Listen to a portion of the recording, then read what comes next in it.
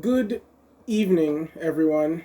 On behalf of the class of 2021, I would like to welcome all faculty, alumni, friends, family, distinguished guests, as well as our well-wishers, to the 7th Baccalaureate service of South Brooklyn Academy.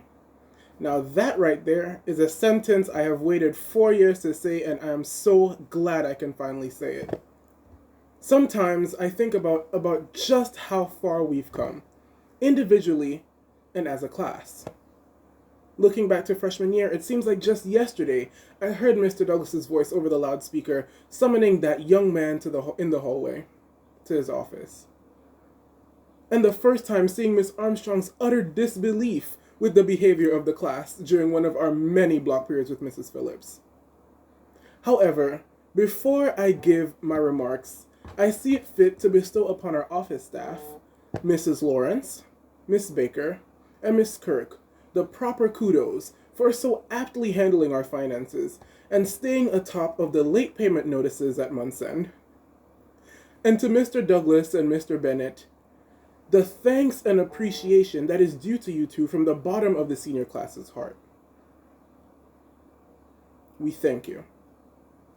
Our entire high school career was bolstered simply by nothing other than the efforts of our principals and the dedicated teachers and staff members who sacrificed everything, including sleep, excluding life and limb, of course, to ensure that each and every one of us had a seat, a cap, and gown here this evening. And no, I'm not talking about the creation of a Zoom meeting, or the hurried and frantic search for a link, or the ordering of missing tassels for our caps.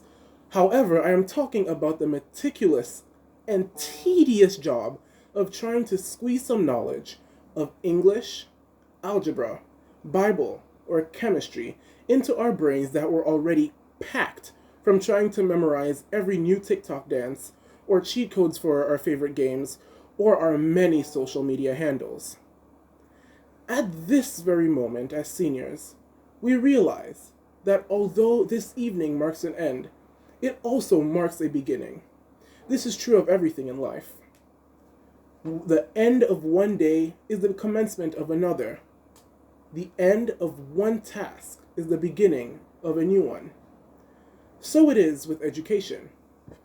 We cannot expect to keep our minds alive forever with the diplomas that will be given to us tomorrow, or sometime in July, I should say.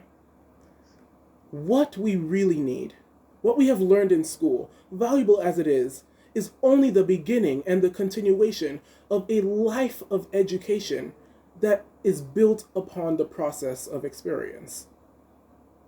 Today means many things to each of us. To some, it comes as a welcome relief. To others, it is accompanied by a feeling of nostalgia as we look back on the good times and the friends we've made and the enemies that we've made along the way too. Most of us are looking into the future with anticipation and perhaps some apprehension. We are concerned about what to do with our lives, whether to go to college or to enter into a branch of the armed forces or begin a career in homemaking. We should remember that everything can be done either begrudgingly or gratefully. The satisfaction we derive from our life work we choose depends on our attitude towards it. This evening, I'm reminded of a story of a young man by the name of Karoli Takakis, a top pistol shooter in the Hungarian army.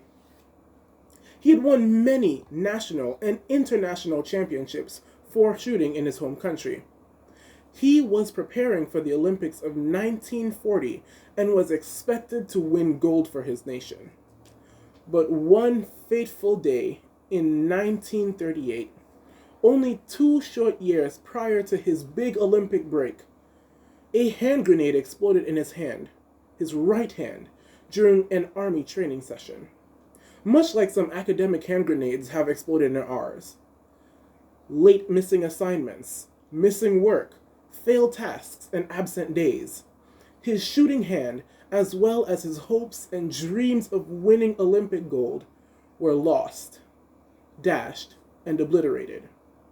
We too, along the way, yes, each of us, have at times thought that graduation was light years away. Whether for a split second or for hours on end during the night that seemed it would never end. We teetered on the edge of committing academic suicide by not returning to classes, skipping school, leaving work undone, and not completing tasks. But alas, every cloud has its silver lining. Every night of sorrow has its morning of joy. He spent a month in hospital recovering. He decided that he would not fill himself with self pity, but held onto his Olympic dream strong. He figured that he had a fully functional and healthy left arm. He chose to explore the world of possibilities. We too have found that many of us, due to no other option, that we have an academically healthy and robust left arm. We have test upon test under our belts, and assignment upon assignment that we have completed and earned high marks on. We can come back from our minor missteps and our major ones as well, and become stronger. Carolee had the will to succeed. We too had and have the will to succeed. He decided to practice shooting with his left hand. We choose to sacrifice hours daily studying and researching, leaving all other pleasures behind to have a centralized focus on our schoolwork. Even though he was not left-handed, he was determined to make his left hand the best shooting hand in the world. We too have the responsibility of leaving a mark on this world, an imprint of such magnitude the world has never seen. Thank you. Thank you so much, Kurtani. Ladies and gentlemen, you would agree that Kurtani has a distance to go. He's going to